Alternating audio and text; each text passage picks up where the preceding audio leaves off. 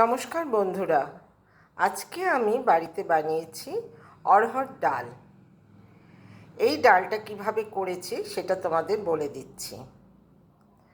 প্রথমে একটা প্রেসার কুকারের মধ্যে অড়হর ডালটা আমি সেদ্ধ বসিয়েছিলাম। 3টে সিটির পরে ডালটা আমি নামিয়ে নিই।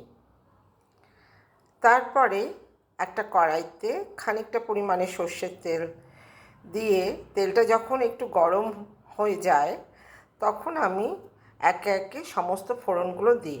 প্রথমে দিই একটা শুকনো লঙ্কা ফোড়ন, তারপরে একটা তেজপাতা আর হাফ টিস্পুন মতন জিরে, গোটা জিরে ফোড়ন, আর তার সাথে দিই অল্প একটু 1 চিমটের মতো হিং।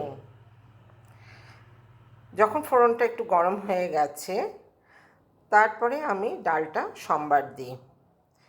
ডালটা সম্বার দেওয়ার পরে আমি খানিকটা পরিমাণ আদা বাটা দিয়ে দিই।